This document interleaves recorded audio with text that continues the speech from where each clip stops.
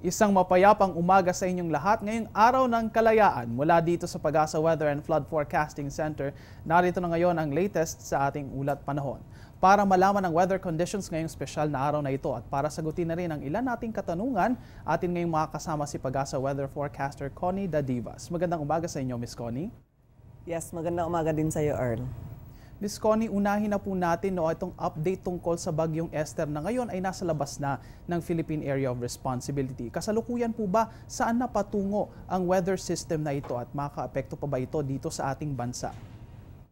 Sa ngayon po, ang bagyong Esther ay halos nasa bandang Japan na po siya at meron pa rin po siyang hatak na habagat na siya nagpapaulan ngayon sa Northern Luzon. Yan nga mga kaibigan, itong si Bagyong Esther bagamat nasa labas na ng Philippine Area of Responsibility at patungo sa Hilaga, papunta sa bansang Hapon ay humahatak pa rin ang hanging habagat na nakaka-impluwensya dito sa weather conditions sa may kanlurang bahagi ng Luzon at pati na rin dito sa may ilang bahagi ng Central Luzon, pati na rin dito sa National Capital Region.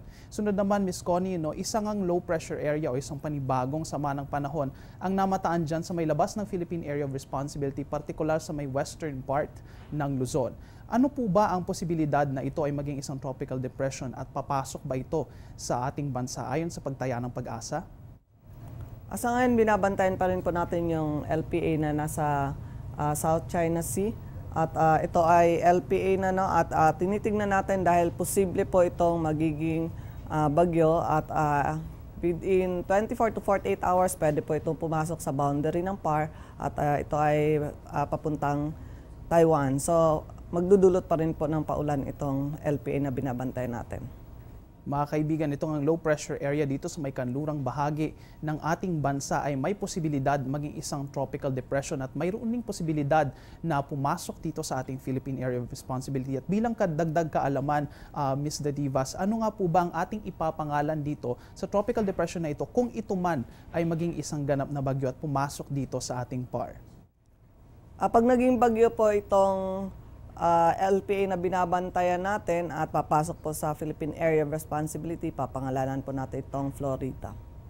Mga kaibigan, iyan nga, Florita ang sunod na pangalan na nasa roster ng ating cyclone names dito sa ating bansa kapag ito ay papasok ngayon sa ating Philippine Area of Responsibility. Ngunit sa ngayon ay inaasahan naman na ito ay magde-develop pa sa loob ng 24 hours at titingnan ng Pag-asa kung ito ay magpapatuloy sa paglakas nito at pagiging isang ganap na tropical depression.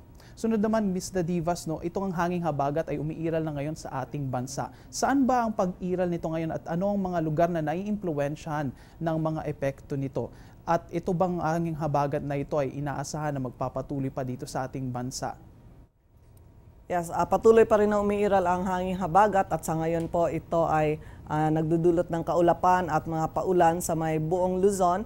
Pero mas marami po tayong nasang mga paulan at mga recorded na rainfall data dito po sa western section, lalo na po sa may Cordillera, Pampanga, Zambales, Tarlac, Bataan. Sa Metro Manila at sa natitirang bahagi ng Luzon, magiging maulap pa rin po pero ang mga occasional rains na lang. Yun nga mga kaibigan, inaasahan nga na magiging maulan dito sa may kanlurang bahagi ng bansa at dahil yan sa pag-iral ng southwest monsoon o ng hanging habagat.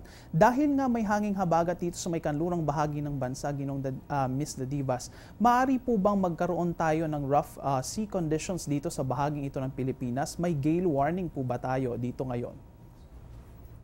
Meron tayong gale warning sa may northern seaboard ng Northern Luzon dahil po sa hatak ng bagyong Esther, and then dito naman po may umiiral pa rin tayong hanging habagat kaya dito po sa seaboard po ng western seaboard ng buong Luzon malakas po ang hangin, so meron tayong gale warning kasi maabot hanggang 4.5 meters po ang wave height. Yan nga mga kaibigan, lalo na sa ating mga mangingisda at sa ating mga seafarers dyan sa may western part ng Luzon at dyan sa may parte ng northern part ng Luzon. Dahil nga may hanging habagat at umiiral dyan ngayon ang malakas na hangin, inaasahan na magiging maalon hanggang sa napakaalon ng dagat. Kaya naman mag-ingat po tayo kung tayo po ay maglalakbay dyan sa mga bahaging iyan ng bansa. Napag-uusapan na rin natin ang pag-ulan at ang hanging habagat, Ms. Dadivas. Ano po bang mga lugar dito sa National Capital Region kahapon ang nakaranas ng malakas na pag-ulan? Partikular na rin dito, isali na rin natin ang western part ng Pilipinas. Ang top 3 po na nag-record ng malakas na paulan, ito pong Zambales, 30.2 millimeters, and then Subic, Iba, 30.0 millimeters, and then Pampanga, 24.0 millimeters.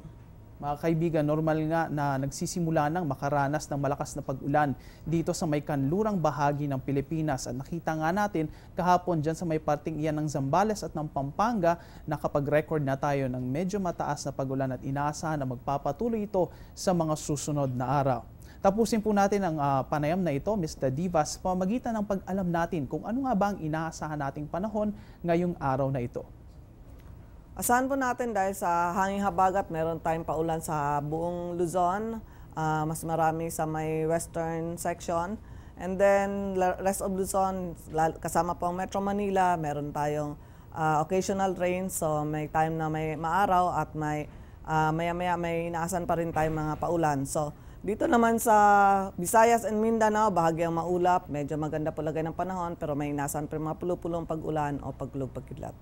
Dahil nga sa hanging habagat, mga kaibigan, at dahil dito sa bahagyang pag-iral ng low pressure area dito sa may kanlurang bahagi ng bansa, at dahil na rin dito sa may slight influence ng bagyong Esther dito sa may Hilaga, ay hinahatak nga ang hanging habagat pataas at magiging maulan dito sa may kanlurang bahagi ng Luzon. Kasama na po dyan ang Zambales, ang Ilocos Region, pati na rin ang northern extension ng extreme part ng northern Luzon. Ang central Luzon naman po, pati na rin ang Metro Manila at ang mga kalapit nitong lugar ay magkakaroon naman ng occasional rains rin na magpapabalik-balik at magiging light to moderate in strength. Samantala, ang Visayas at ang Mindanao naman ay inaasahang magkakaroon pa rin ng fair weather conditions ngayong araw na ito.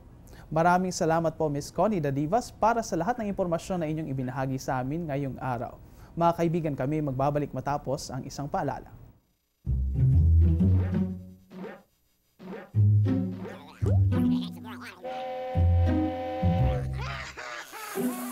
Worried kung nasaan ang package mo? Sa Air 21, worry-free! May real-time SMS updates, kaya alam mong status ng padala mo every step of the way. Why worry? Pwede namang worry-free. Sa Air 21, sagot ko, padala mo. At yan ang latest mula dito sa Pag-asa Weather and Flood Forecasting Center. Please check our social media accounts and our website para sa latest weather information mula dito sa Panahon TV, kung saan walang pinipiling panahon ang pagbibigay impormasyon. Ako po ang inyong weather guide, Earl Figuracion. Magandang umaga sa inyong lahat.